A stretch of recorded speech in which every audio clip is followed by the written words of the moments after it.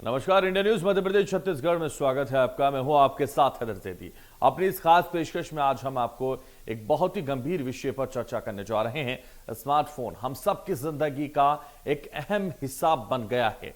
बिना मोबाइल और इंटरनेट के लगता है कि दुनिया मानो ठहर सी गई हो। लिहाजा हम सब मोबाइल के एडिक्शन का शिकार होते चले जा रहे हैं। लेकिन क्या आप जानते हैं कि ये मोबाइल की लत बहुत ही घातक हो सकती है और कई बार तो ये लत जानलेवा तक साबित हो जाती है।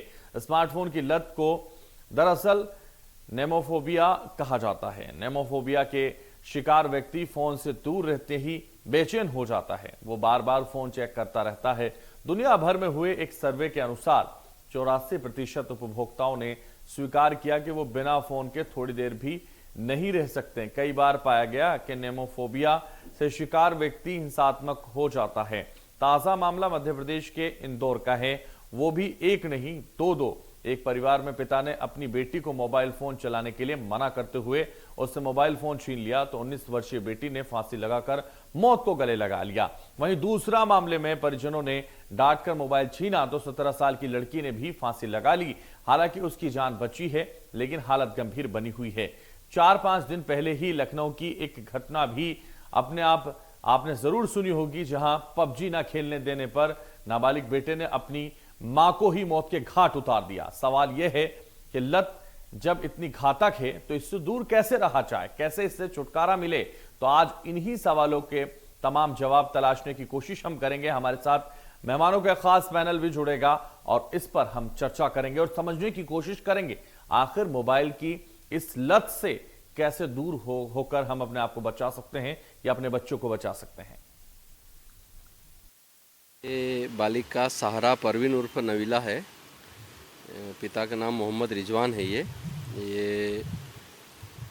डी सेक्टर की है और ये कल शाम की घटना है। 10 तारीख की रात के शाम में 7 साढ़े 7 बजे की बात है। उसके पिता के कहानुसार उनका कहना था कि हम मोबाइल बार बार देखती थी। उम्र 19 साल हो गई थी उसको। बोलते थे कि शादी करना है, पढ़ लिख जा, मोबाइल कम देखा कर। इसी बात से उसको गुस्सा आने की बात पर से उसने फांसी लगना बता रहे हैं। तो उसके बाद से उसको इलाज हेतु फिर अस्पताल ले गए थे और वहाँ से डॉक्टरों ने मृत घोषित कर दिया था। हमारे थाना चंदन नगर पर मर्ग कायम हुआ है, अभी जांच में है और पीएम होना बाकी है। पीएम के बाद में और परिजन के सही कथन लेने के बाद भी मृत्यु की सही जानकारी हम दे पाएंगे। तो कैसे मोबाइल की लत से छुटकारा मिलेगा, इन्हीं सब सवालों के बीच में आज हम चर्चा करेंगे। मोबाइल की जानलेवा लत लोगों के लिए बेहद घातक होती जा रही है। लखनऊ में जिस तरह से घटना सामने आई, बेटे को पबजी ना खेलने देने पर गोली मार दी गई मां को और ये कहीं ना कहीं मां की जान ले ली गई। तो ऐसी घटनाएं सामने आती हैं। आज इसी पर चर्चा करेंगे। खास मेहमान हमारे साथ जुड़ेंगे। तो हमारे साथ खास मेहमान जुड़ रहे हैं। सबसे पहले मेहमानों का खास परिचय करा देते हैं। हमारी खास पेशकश में मोनाली गुहा हमारे साथ जुड़ रही हैं, साइबर एक्सपर्ट्स हैं, हमारे साथ जुड़ रहे हैं। बहुत स्वागत है आपका। डॉक्टर संजीव त्रिपाठी हमारे साथ जुड़ रहे हैं, मनोवैज्ञानिक हैं, आपका भी बहुत स्वागत है। और चर्चा की शुरुआत करेंगे और चर्चा की शुरुआत चूंकि बेहद गंभीर विषय पर होनी है और विषय है मोबाइल की जानलेवा लत लोगों के लिए कितनी घातक होती जा रही है, कितना भयावह होती जा रही है, इस पर चर्चा करेंगे। सबसे पहले मोनाली गुहा जी, आप ही के पास आऊंगा, क्योंकि इस डिजिटल दौर में मोबाइल की जरूरत सबको है और अब जरूरत इतनी बढ़ती जा रही है कि लोग इसके लिए एक दूसरे की जान लेने पर उतारू होते जा रहे हैं। बेटे और बेटियां ऐसी भी होती हैं जो मोबाइल के लिए अपनी ही जान ले लेती हैं या अपने परिवार पर इस तरह का आक्रामक रूप उनका नजर आता है। आखिर कैसे इससे बचा जाए, मोनाली गुहा जी? जी सर, मुझे लगता है कि यहाँ पर बहुत ज्यादा गंभीर जांच होने की जरूरत है, क्योंकि आप पाएंगे कि कई ऐसे केसेस हैं जिसमें गेम फैक्टर बन रहा है, कई और भी ऐसे केसेस हैं जिसमें अभी भी जांच बाकी है, जांच होना जरूरी है। निश्चित तौर पर कहीं ना कहीं ये एडिक्शन है, चाहे वो मोबाइल फोन का हो, चाहे वो गेम्स का हो, या फिर अपनी एक डिजिटल या सोशल मीडिया पर जो लाइफ है उसकी उसकी लत हो। जाहिर तौर पर यहाँ पर कई ऐसे कारण और भी हो सकते हैं जिनकी वजह से आत्महत्या या हत्या की गई हो, लेकिन मैं यहाँ पर सरकार का और पुलिस का ध्यान इस ओर जरूर आकर्षित करना चाहूंगी कि पहले भी कुछ ऐसे केसेस देखे गए हैं जिसमें कि ब्लू व्हेल जैसे गेम्स के कारण लोगों को उकसाया जा रहा था, बच्चों को उकसाया जा रहा था आत्महत्या करने के लिए, टारगेट्स पूरा करने के लिए, तो संभव है कि अभी जो भी गेम्स चल रहे हो उसमें भी इसी तरह की या तो कोई प्रोग्रामिंग की गई हो जो कि साइकोलॉजिकली बच्चों को लोगों को इम्पैक्ट कर रही हो, या उन गेम्स में कुछ ऐसे एंटी सोशल एलिमेंट्स एक्टिव हो जो कि कहीं ना कहीं लोगों को किसी ना किसी हो सकता है लालच की वजह से, डर की वजह से इस तरह का काम करने के लिए उकसा रहे हो। तो ये गंभीर जांच का विषय है। रही बात एडिक्शन की, तो मैं यहाँ पर ये जरूर कहना चाहूंगी कि कहीं ना कहीं हमारा ब्रेन पॉजिटिवली या नेगेटिवली चीजें सीखता जरूर है। हमें इस बात का अंदाजा नहीं होता कि किस एक्टिविटी से हमने क्या सीखा है, लेकिन बैकग्राउंड में माइंड कुछ ना कुछ चीजें सीख रहा होता है। तो यहाँ पर जरूरत इस बात की भी है कि जिनके घर में हत्याएं हुई हैं या जिन्होंने सुसाइड किया है उस जी। पर जांच के और भी बहुत सारे एंगल्स हो सकता है कि व्यक्ति पहले से डिप्रेशन में हो, या वो किसी पर्टिकुलर विशेष व्यक्ति के साथ में कहीं ना कहीं एंगेज्ड हो, किसी भी रिलेशन में वो हो सकते हैं। हो सकता है कि कोई झगड़ा चल रहा हो या कोई उन्हें डरा धमका रहा हो, कोई अपराधी इसमें शामिल हो। तो मुझे लगता है कि यहाँ पर इनके कम्युनिकेशन की भी जांच होनी चाहिए, इनके मोबाइल फोन की भी प्रॉपर फॉरेंसिक जांच होनी चाहिए और तथ्य सामने आने चाहिए, क्योंकि केवल हम डिस्कशन मात्र से क्या किसी कंक्लूजन पर या किसी फ्रूटफुल रिजल्ट पर नहीं पहुंच सकते। और यहाँ पर जरूरी बात यह है कि भारत में करोड़ों ऐसे यूजर्स हैं जो इस तरह के गेम्स खेलते हैं। यदि इनिशियल तौर पर ही बहुत अच्छे से इनमें जांच की जाए और पता लगाया जाए कि कारण क्या है, क्या कुछ ऐसी कॉमन चीजें हैं जो इन केसेस में कॉमन है, और यदि वो गेम्स से जुड़ी हुई हैं तो जरूरत है कि सरकार इस पर स्ट्रिक्ट एक्शन ले। एक और बात मैं यहाँ पर कहना चाहूंगी कि आजकल बहुत से ऐसे गेम्स हैं जहाँ पर गेम्स के नाम पर सट्टेबाजी होती है। जी। हमें पता नहीं होता कि कौन से फैमिली मेंबर्स हैं जो पैसे लगाकर गेम खेल रहे हैं, कौन से ऐसे फैमिली मेंबर्स हैं जो केवल पैसे लगाकर ही अपनी कमाई कर रहे हैं और उन्होंने उसे ही अपना एक प्रोफेशन बना लिया है। तो ये बहुत सारी ऐसी जांच के भी विषय हैं जिस पर स्ट्रिक्ट एक्शन लिए जाने की जरूरत ठीक है, जांच की जरूरत है और एक्शन लिए जाने की जरूरत है और तमाम पॉलिसी मेकर इसको लेकर सुन रहे होंगे और कहीं ना कहीं इस पर गंभीर चिंतन करने की जरूरत भी है। डॉक्टर संजीव त्रिपाठी जी, आप ही के पास आना चाहूंगा क्योंकि आप मनोवैज्ञानिक हैं, तो इसलिए समझेंगे आपसे, धीरे धीरे बच्चा जब मोबाइल का उसे कहीं ना शौक शुरू होता है और एडिक्शन में बदल जाता है, कब वो बदल जाता है ये भी पता नहीं चलता, धीरे धीरे वो गेम खेलने लगता है। कई बार ऐसे गेम भी आए, ब्लू व्हेल चैलेंजिंग गेम और कई ऐसे गेम आते थे जो खुद अपनी हत्या करने के लिए आतुर होते थे, बच्चे आत्महत्या करने के लिए आतुर हो जाते थे। अब पबजी भी ऐसा ही गेम बनता जा रहा है, धीरे धीरे इतना नशे में खुमार होता जा रहा है बच्चा कि कुछ और सूझता ही नहीं, मां तक को गोली मार देते हैं, ऐसी घटनाएं सामने आती हैं। जी जी, देखिए ये डेफिनेटली एक तरह का एडिक्शन है। अभी तक हम दूसरे तरह के एडिक्शन के बारे में ज्यादा जानते थे। हम जानते थे कि ड्रग का एडिक्शन होता है, हम जानते थे कि अल्कोहल का एडिक्शन होता है। ये अभी ये नए जनरेशन की ये बीमारी है, ये नया जो एडिक्शन आया, ये मोबाइल एडिक्शन, गेम एडिक्शन। पर इसके सिम्टम्स पुराने जो एडिक्शंस थे उनसे बिल्कुल मिलते जुलते हैं, क्योंकि वहां पर भी हम किसी बिहेवियर को लगातार करते हैं और वो बिहेवियर कहीं ना कहीं रेनफोर्स होता है वो रिवार्ड से। वो रिवार्ड क्या होते हैं? वो रिवार्ड प्लेजर होता है, हमको अच्छा लगता है, हमारे ब्रेन में कुछ चेंजेस आते हैं, हमारे न्यूरोट्रांसमीटर्स में कुछ चेंजेस आते हैं। कई बार मैं इंटरप्ट कर रहा हूं माफी के साथ डॉक्टर संजीव त्रिपाठी, कई बार क्या होता है कि मोबाइल अगर कहीं रख दो तो बेचैनी सी होने लगती है, ये क्या है?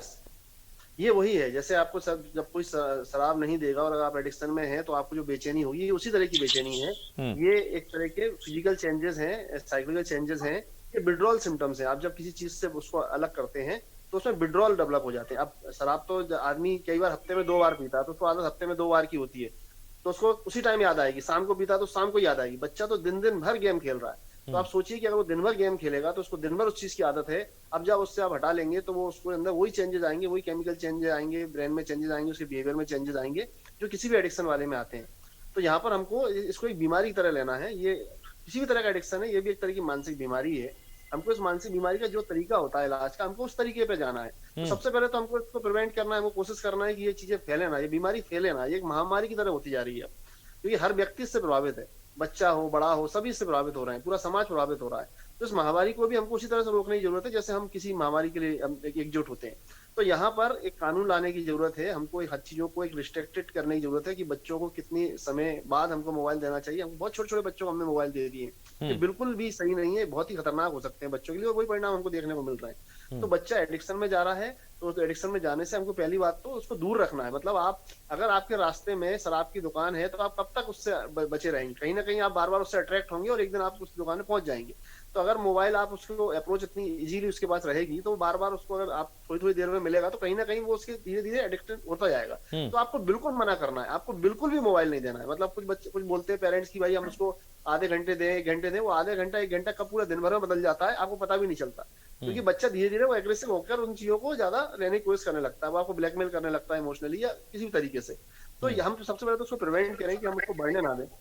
अगर अगर किसी तरह से बच्चा एडिक्शन में चला गया है तो उसका जो आप तरीका इस्तेमाल करते हो उस एडिक्शन से बाहर लाने का, आप उस पर गुस्सा करते हो या आप उससे एकदम से छीन लेते हो, ये तरीका भी गलत है। तो जो एडिक्शन से बाहर लाने का जो एक मनोवैज्ञानिक तरीका होता है कि प्रॉपर उसकी काउंसलिंग होनी चाहिए, आपको एक्सपर्ट से मिलना चाहिए, आपको बच्चे से बात करने की जरूरत है, एक्सपर्ट को बच्चों से बात करने की जरूरत है, फिर बच्चा धीरे धीरे मोटिवेट होता है, वो धीरे उसका टाइम लगता है उसको धीरे क्योंकि छोड़ने में। जल्दबाजी में लिए गए फैसले ये फांसी की तरफ बच्चों को ले जाते हैं। जब मोबाइल उनसे छीन लिया जाता है तो वो आहत हो जाते हैं और फांसी की तरफ बढ़ जाते हैं। Yes. तो धीरे यही धीरे परिणाम धीरे है धीरे कि जैसे ये एडिक्शन वो बने हैं वैसे धीरे धीरे वापस निकलने की जरूरत भी है, यही डॉक्टर संजीव त्रिपाठी कह रहे हैं। बिल्कुल बिल्कुल, हम हाँ बिल्कुल, मैं यही बात बताना चाह रहा हूँ कि सुसाइड या कोई भी क्राइम जब हुआ है इस मोबाइल की वजह से, वो सिर्फ इसीलिए हुआ है कि आपने एकदम से प्रेशर बनाया बच्चे पर। ये बिल्कुल भी गलत है, मतलब पूरी तरह से गलत है। इसमें आपको बिल्कुल बच्चे को प्रॉपर पहले कॉन्फिडेंस में लेना है, उससे बात करना है, धीरे धीरे उसको तैयार करना है किसी भी तरह के इंटरवेंशन के लिए, साइकोलॉजिकल इंटरवेंशन के लिए, काउंसलिंग के लिए, साइकोथेरेपी और बिहेवियर थेरेपी, बहुत से तरीके डॉक्टर हैं। संजीव त्रिपाठी आऊंगा, समझेंगे आपसे एक बार फिर से, लेकिन आशीष शर्मा हमारे साथ जुड़ गए, अभिभावक हैं, वो कैसे देखते हैं अभिभावक के तौर पर, उनसे भी समझ लेते हैं। आशीष शर्मा जी, सबसे पहले स्वागत है आपका। और उसके बाद सवाल यही है कि जिस तरह से मोबाइल की लत बच्चों को पड़ती चली जा रही है और ये लत बेहद घातक होती जा रही है, बेचैनी बढ़ जाती है, ये नेमोफोबिया इतना बढ़ जाता है कि वो उनको कुछ नहीं दिखाई देता, ना खाना, ना पीना, ना रहना, ना सहना, सिर्फ मोबाइल की लत। ये लत आप इसको कैसे देखते हैं? मैं इसे ऐसे देखता हूँ सर, जब हम मोबाइल इंट्रोड्यूस हुआ तो एक बहुत सिर्फ जरूरत के लिए यूज होता था, जो बातचीत के लिए करते हैं। फिर जहां से मोबाइल फ्री हुआ और अफोर्डेबिलिटी बढ़ती रही तो वो आज एक नेसेसरी सबके लिए बन गया। और हम पेरेंट्स का बोल रहे हैं, जब बच्चों को हम समय नहीं दे पाते तो हम उनको सुविधा देते हैं या पैसे खरीद के देते हैं। तो बच्चों को मोबाइल दिए गए और बच्चों को जहां फ्री टाइम मिला, आप समझ लीजिए कि अगर पेरेंट्स के बच्चे जान खाने के पीछे ये करो वो चलो हमारे साथ खेलो, तो उससे इजीली पेरेंट्स भी बिजी हैं तो पेरेंट्स ने ये स्टार्ट किया कि मोबाइल दे देते हैं। तो बच्चा धीरे धीरे वो मोबाइल खेलने रहा। मैंने कई पेरेंट्स को देखा है, कहीं उससे बात की कि बच्चे को वो बिजी सिर्फ मोबाइल में रख रहा है, कि मोबाइल दे दिया बच्चा कोने में बैठा हुआ है। अब वही धीरे से एडिक्शन से लेकर चेंज हो जाती है। फिर बाद में वही पेरेंट्स स्ट्रगल करते हैं कि ये क्या हो गया है, कि उसकी स्टडीज या उसकी हैबिट, आउटडोर गेम्स बंद हो गए हैं, सिर्फ मोबाइल में उसकी सारी दुनिया समेट गई। तो ये पेरेंट्स की भी गलती है और ऑब्वियसली बच्चा तो धीरे ग्रो हो रहा है, उसका भी ब्रेन इतना डेवलप हुआ नहीं कि वो क्या गलत सही कर रहा है। जो जैसा डॉक्टर साहब बोल रहे हैं कि वो एडिक्शन बन गया है, जिसको एडिक्शन को जिस तरीके से डॉक्टर संजीव ने बताया उसी तरह से निकाला जाता है, वैसे करना पड़ेगा। कि हमने उसको अपनी सुविधा के लिए बच्चे को मोबाइल दिया कि बच्चा हमको डिस्टर्ब नहीं करे, और बच्चे ने एडिक्शन बना के उसमें पूरी दुनिया में सही गलत चीजें, चाहे गेम हो या क्राइम देखा होगा, जो सोसाइटी के लिए और खुद के लिए डेंजरस है, वो बच्चे उससे कर रहे हैं। बिल्कुल डेंजरस है, बहुत ज्यादा खतरनाक है ये। और मोनाली गुहा जी, चूंकि साइबर एक्सपर्ट हैं आप, कई बार होता क्या है, बच्चे जब मोबाइल चलाते हैं तो वो ऐसे ट्रैप में, ऐसे साइबर क्राइम में फंस जाते हैं कि वो अपने आप को निकाल ही नहीं पाते, और कई लोग तो उसकी वजह से भी आत्महत्या कर लेते हैं। करेक्ट, साइबर क्राइम से करेक्ट। जी बिल्कुल, देखिए यहाँ पर ये बात भी निश्चित तौर पर बिल्कुल सही है। न सिर्फ बच्चे बल्कि युवाओं में भी ये चीजें हम देखते हैं। अभी सबको पता है कि वीडियो कॉल स्कैम बहुत ज्यादा चल रहा है, लेकिन तब भी लोग इस तरह के अपराधों के चंगुल में फंस जाते हैं और बड़े भी परेशान होते हैं कि अब क्या किया जाए।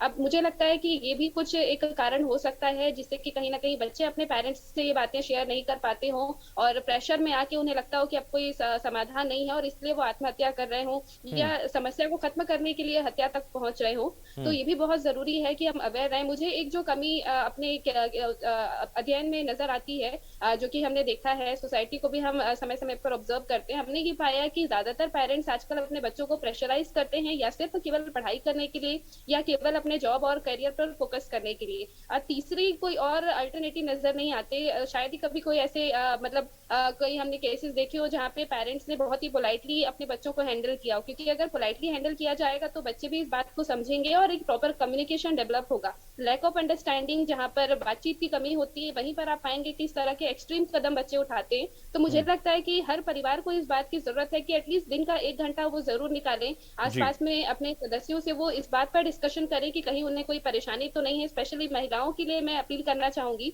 कि बहुत से ऐसे साइबर अपराध हैं जो महिलाओं के साथ होते हैं, लेकिन महिलाएं इतनी कंफर्टेबल नहीं होती कि वो उन चीजों को शेयर कर पाए। इवन अपने हस्बैंड के साथ में, अपने पेरेंट्स के साथ में भी वो शेयर नहीं कर पाती, और इसी वजह से कहीं ना कहीं वो जब बाहर वालों के प्रेशर में आते हैं तो एक्सट्रीम कदम उठाते हैं। तो जरूरत यहाँ पर इस बात की भी है कि फैमिली अंडरस्टैंडिंग हो, व्यक्ति अपने आप में, बच्चा अपने आप में इतना खुद को फ्री फील करे कि वो अपने घर पर समस्याओं को डिस्कस कर पाए। यदि उसे लगता है कि उसे किसी चीज का एडिक्शन है, या पेरेंट्स अगर समझ जाते हैं, तो जरूरत इस बात की है कि बच्चे का अल्टरनेटिव इंटरेस्ट देखें कि क्या उसको फुटबॉल पसंद है, क्या कोई और गेम पसंद है। सिर्फ पढ़ाई के लिए प्रेशराइज करना या सिर्फ कैरियर के लिए प्रेशराइज करना या सिर्फ मोबाइल दूर करवाना ही एक ऑप्शन नहीं है। अल्टरनेटिव कुछ ना कुछ उनके ब्रेन को देना पड़ेगा, जिससे कि उनका इंटरेस्ट लेवल शिफ्ट हो, और उनको कम्युनिकेट भी प्रॉपरली करना पड़ेगा। हम भी लोगों को बहुत अवेयर करते हैं। जरूरत है कि परिवार में पेरेंट्स और बच्चे दोनों अपनी जिम्मेदारी को समझें, प्रॉपरली डिस्कशन करें और एक्सट्रीम सिचुएशंस पर जाने से बचें। स्पेशली युवाओं से मेरी अपील है कि जब आप देख रहे हैं कि बार बार गेम्स के कारण ही इस तरह के केसेस आ रहे हैं, तो सतर्क होने की जरूरत है। वो खुद को एनालिसिस करें कि क्या वो भी एडिक्टेड है, क्या वो भी केवल खाली समय मिलने पर केवल पबजी या इसी तरह के किसी गेम की लत पर है, क्या उन्हें भी किसी तरह के पैसे लगाकर सट्टेबाजी के इसी तरह के किसी गेम्स की लत है। तो उन्हें सबसे ज्यादा सतर्क होने की जरूरत है। और यदि पेरेंट्स अपने बच्चों में ये बात एनालिसिस कर चुके हैं, तो उनसे मेरी ये स्पेशल रिक्वेस्ट है कि बहुत ज्यादा एक्सट्रीम बिहेवियर में ना आए, उन्हें डांटने डपटने से बचे, उन्हें अकेला छोड़ने से बचे। थोड़ा समय उनके साथ में आप व्यतीत करें। उनके इंटरेस्ट को आपसे बेहतर कोई नहीं जान पाएगा कि आपके बच्चे को क्या पसंद है, तो उनके लिए जो अल्टरनेटिव हो सकते हैं वो आप उन्हें प्रोवाइड करवाएं और बातचीत करने की कोशिश करें। चीजों का आप उन्हें इस वे में प्रेजेंट ना करें कि ये चीज उनके लिए एकदम गलत है, क्योंकि ब्रेन कहीं ना कहीं अपोज जरूर करता है। यदि आप उन्हें रोकने की कोशिश करेंगे, उन्हें धीरे धीरे से समझाने की कोशिश करो। और स्पेशली अगेन मेरी गवर्नमेंट से यही रिक्वेस्ट है कि अगर एक दो केसेस भी ऐसे देखने के लिए मिले हैं जहां पर आत्महत्या या हत्या तक कोई जा रहा है, तो ये छोटी मोटी बात नहीं है, बहुत गहन जांच की जरूरत है। अगर एक्सपर्ट्स की उसमें मदद की जरूरत हो तो हम निश्चित तौर पर हाजिर हैं। पुलिस से भी मेरी रिक्वेस्ट है कि इन केसेस की प्रॉपरली जांच हो और इनके पीछे के भी बहुत सारे एंगल्स की जांच होनी चाहिए। कई बार हमें लगता है कि व्यक्ति हो सकता है कि इंडिविजुअली ही परेशान हो, लेकिन ये भी संभव है कि कुछ नेगेटिव एलिमेंट उसे परेशान कर रहे हो बैकग्राउंड से, जो चीजें अपने पेरेंट्स के साथ, अपने दोस्तों के साथ शेयर ना कर पा रहे हो, उस चीज की शिकायत ना कर पा रहे हो। तो इन तमाम मुद्दों पर भी बहुत गहन हद तक जांच होने की बहुत ज्यादा जरूरत है, और स्पेशली इनके रिजल्ट्स पब्लिक के सामने जरूर आए, ताकि बाकी के पेरेंट्स भी इन चीजों को समझें, बच्चे भी इन चीजों को समझें। और अगेन यही रिक्वेस्ट है पेरेंट्स से कि बहुत ज्यादा पढ़ाई के लिए या बहुत ज्यादा जॉब या कैरियर के लिए अपने बच्चों को प्रेशराइज ना करें, क्योंकि मैंने भी अपने केसेस में, स्टडीज में ये देखा है कि जब बच्चा बहुत ज्यादा फ्रस्ट्रेट हो जाता है, परिवार से उसको लगता है कि अब यहाँ बात करने से कोई हल नहीं निकलेगा, तब वो बाहर के लोगों के करीब जाता है, सोशल मीडिया पर लोगों से कनेक्शन बनाता है, गेम्स खेलता है, वहां लोगों को अपनी बातें समझाने की कोशिश करता है। और जब उसको अब अपना फ्रेंडली ग्रुप मिल जाता है, तो वही लोग उसको अपने लगने लगते हैं, परिवार में पराया लगने लग जाता है। और अगर ऐसे में जिन लोगों से उसकी दोस्ती है, यदि वो नेगेटिव एलिमेंट्स हैं और अगर वो उसकी नेगेटिव कंडीशनिंग कर रहे हैं उसके ब्रेन की, तो निश्चित तौर पर पूरी संभावना है कि कोई गलत कदम जरूर उठाता है। बिल्कुल, ये बहुत ही गंभीर बात आपने की, क्योंकि वो कदम उठाता है जब अपनों से दूरी बन जाती है तो मोबाइल के करीब जाता है, और वहां जो अनजान दोस्त होते हैं वो उसके सबसे ज्यादा अहम हो जाते हैं और फिर वो गलत कदम उठाने लगता है। डॉक्टर संजीव जी, डॉक्टर संजीव त्रिपाठी, चूंकि कई बार हम देखते हैं बहुत ही छोटे बच्चे होते हैं, वो उनके हाथों में भी मोबाइल होते हैं, ये कमी माता पिता की है कि उनको मोबाइल नहीं देना चाहिए। क्या उम्र होनी चाहिए ऐसे मनोवैज्ञानिक, आप इसको कैसे देखते हैं? कितनी उम्र में जब वो पढ़ाई के लिए मोबाइल लें या किसी जरूरत के लिए मोबाइल लें? कितनी मैं समझता हूँ कि स्कूल गोइंग बच्चों को पर्सनल मोबाइल नहीं देना चाहिए। जब उनका स्कूलिंग खत्म होता है उसके बाद आप उसको पर्सनली मोबाइल दे सकते हैं, क्योंकि जब बच्चे का ब्रेन इतना डेवलप हो जाता है कि उसको काफी हद तक समझने लगता है अच्छे और बुरे को। तो जब तक बच्चा एडल्ट नहीं होता है, हमको कोशिश करनी चाहिए कि उसको उसका पर्सनल मोबाइल ना दें। और आपका मोबाइल कभी यूज करने के लिए अगर आप उसको देते हैं तो वो अपने पर्सनल एरिया में जाकर उसको यूज ना करे। तो इस बात का भी ध्यान रखना है कि वो कॉमन एरिया में क्या देख रहा है क्या नहीं, वो सब आपके ऑब्जर्वेशन में होना चाहिए। क्योंकि पढ़ाई के लिए कई बार बच्चों को जरूरत पड़ती है मोबाइल की, हम इस बात से इनकार नहीं कर सकते कि बच्चों को मोबाइल बिल्कुल भी ना दिया जाए, पर्सनल मोबाइल ना दिया जाए। एक बात। दूसरी बात, मैं एक और मुद्दे पर ध्यान आकर्षित करना चाहूंगा कि हम एक चीज और समझेंगे कि इसके साथ में कुछ मानसिक समस्याएं भी एसोसिएटेड होती हैं। तो अगर आप समझें कि जैसे डिप्रेशन या एंजाइटी या कोई इस तरह की कोई साइकोलॉजिकल प्रॉब्लम बच्चे में है, तो तब बच्चा मोबाइल या इन चीजों की तरफ डाइवर्ट होता है। एक बात। अगर बच्चा किसी तरह के मोबाइल में इन्वॉल्व है, अपने आप को बहुत ज्यादा एडिक्शन में जा रहा है, तो उस समय भी उसमें डिप्रेशन एंजाइटी डेवलप हो सकता है, कोई मनोवैज्ञानिक समस्या डेवलप हो सकती है। जब आप उससे मोबाइल ले लेते हैं उसके बाद उसमें जो विड्रॉल सिम्टम्स होते हैं उसमें भी उसके अंदर वो डिप्रेशन एंजाइटी में जा सकता है। मतलब हर लेवल पर बच्चे में कहीं ना कहीं कोई साइकोलॉजिकल प्रॉब्लम आपको देखने को मिलती है। तो यहाँ पर हमको सबसे ज्यादा एक मोबाइल के अवेयरनेस के साथ साथ हम उसके मेंटल हेल्थ की अवेयरनेस पर भी हम ज्यादा ध्यान देना चाहेंगे मतलब मैं खासतौर पर इस बात पर ध्यान आकर्षित करना चाहूंगा कि हम बच्चों की मेंटल हेल्थ पर, ओवरऑल डेवलपमेंट पर बात करें। हम बच्चों की जैसे फिजिकल हेल्थ की बात करते हैं, तो हम बच्चों की मेंटल हेल्थ की बात करें। हम बच्चे क्यों डाइवर्ट हो रहे हैं, बच्चे साथ में क्या प्रॉब्लम है, क्योंकि बच्चा जब नॉर्मल अपनी स्कूलिंग में है या नॉर्मल सारी एक्टिविटी कर रहा है तो वो इनफ मोटिवेटेड होता है, वो अपनी पढ़ाई अच्छा करता है, उसको सब तारीफ करते हैं उसकी, तो बच्चा अच्छा पढ़ाई करता है, उसको किसी गेम में जाने की जरूरत नहीं पड़ती। अब बच्चा जब पढ़ाई में अच्छा नहीं कर रहा है तब उसको किसी और तरह के रिवार्ड की जरूरत पड़ती है, तब वो गेम में जाकर वो गेम जीतता है तो उसको रिवार्ड मिलता है, तब वो वहां से मोटिवेट होकर उस तरफ डाइवर्ट होता है। तो बच्चों में अगर आप देख रहे हैं कि आपके बच्चे में किसी तरह की साइकोलॉजिकल प्रॉब्लम है, डेफिनेटली जो बच्चे मोबाइल एडिक्शन की तरफ जा रहे हैं, आप देखेंगे उनमें बिहेवियर प्रॉब्लम आपको पहले से देखने को मिलेंगी।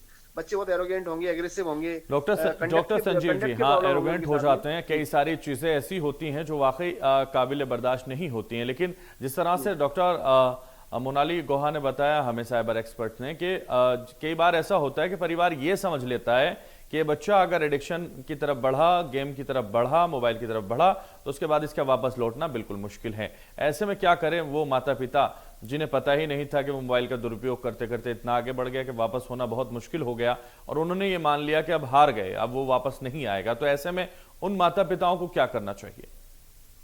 सबसे पहले तो मैं ये कहूंगा कि अगर आपको लग रहा है कि आपके बच्चे में कुछ बदलाव आ रहे हैं, वो मोबाइल में ज्यादा गेम गेम खेल रहा है या ज्यादा देर मोबाइल पर टाइम स्पेंड कर रहा है, तो आपको सबसे पहले बच्चे से थोड़ा बात करने की जरूरत है, उसके साथ एक रेपो स्टेब्लिश करने की जरूरत है, उसके साथ एक कम्युनिकेशन डेवलप करने की जरूरत है।